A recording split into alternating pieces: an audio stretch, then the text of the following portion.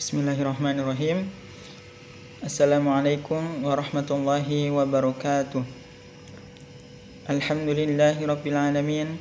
Wassalatu wassalamu ala asrafil anbiya'i wal mursalin wa ala alihi wa sahbihi wasallam. Rabbi shrah li sadri wa yassir li amri wahlul 'uqdatam min lisani yafqahu qawli. Insyaallah pada kesempatan kali ini saya ingin menyelesaikan tugas pada mata kuliah ilmu al-ma'ani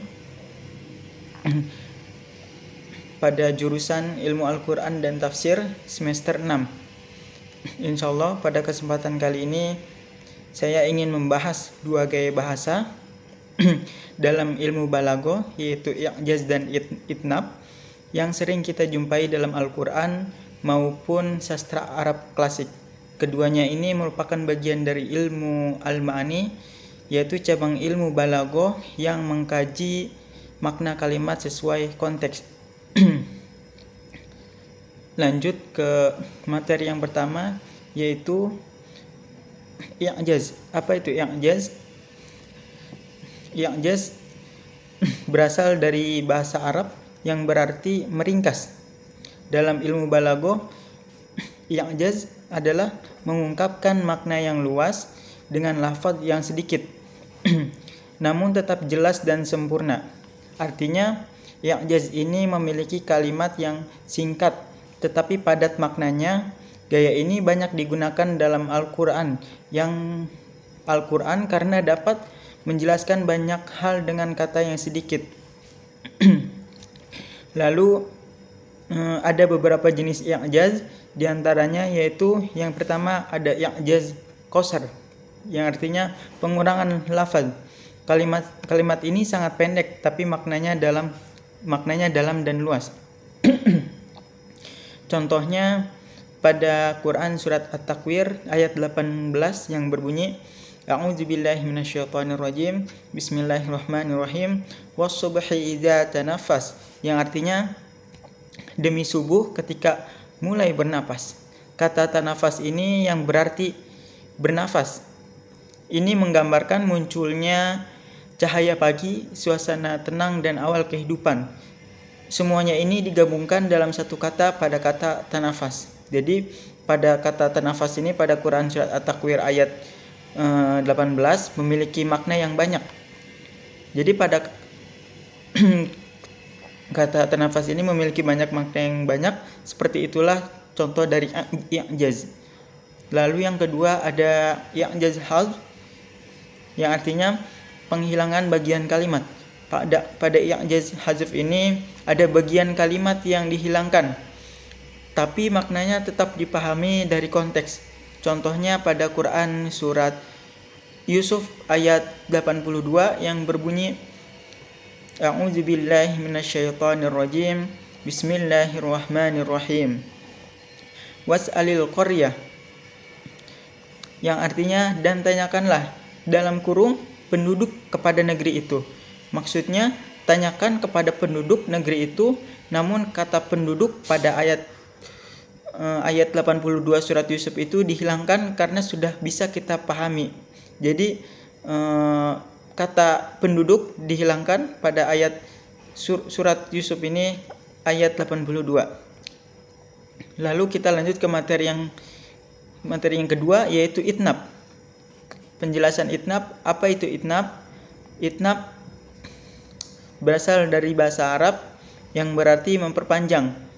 Dalam ilmu balaghah, itnab adalah mengungkapkan makna dengan lafaz yang panjang dan berlebih, namun tetap bermanfaat atau memiliki tujuan yang khusus.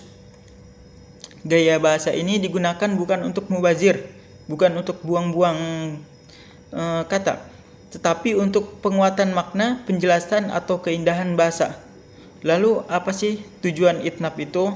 Yaitu untuk menjelaskan makna agar lebih terang dan jelas, menambah kesan emosional atau keindahan bahasa. Di sini ada beberapa contoh-contoh itnab, di antaranya yaitu yang pertama ada penegasan setelah makna yang sama. Contohnya pada Quran surat Al-Baqarah ayat 127 yang berbunyi innaka antas sami'ul alim, yang artinya sesungguhnya engkau maha mendengar lagi maha mengetahui.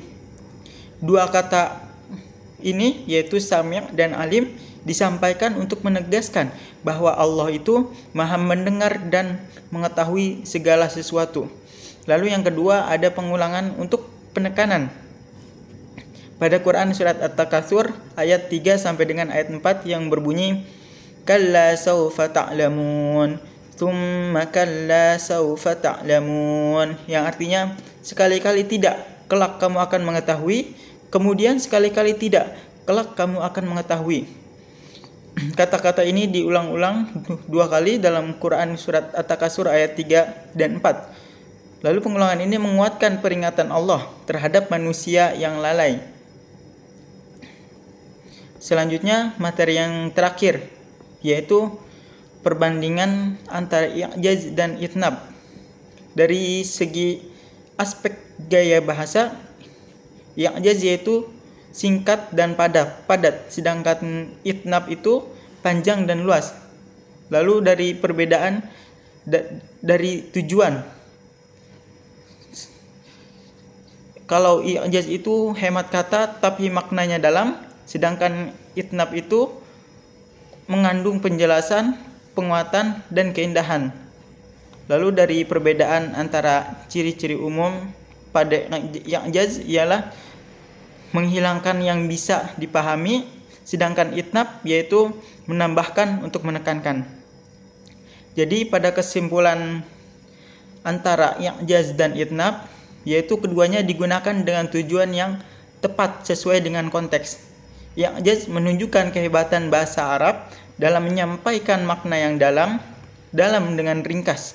Sedangkan itnab ini menunjukkan fleksibilitas bahasa dalam memperluas makna secara indah dan menyentuh hati. Demikianlah penjelasan singkat mengenai i'jaz dan i'nab. Kedua gaya bahasa ini bukan hanya menunjukkan keindahan Al-Quran, akan tetapi juga mengajarkan kita bagaimana berkomunikasi dengan tepat dan efektif sesuai dengan situasi. Jika ada salah dalam kalimat yang kami berikan, saya minta maaf. Selebihnya dari Allah Subhanahu wa taala. Semoga kita semakin mencintai Al-Qur'an dan memahami keindahan bahasa yang ada di dalamnya. Kita tutup dengan doa kifaratul majlis. Subhanakallahumma wa bihamdika asyhadu an la ilaha illa anta astaghfiruka wa atubu ilaik. Wassalamualaikum warahmatullahi wabarakatuh.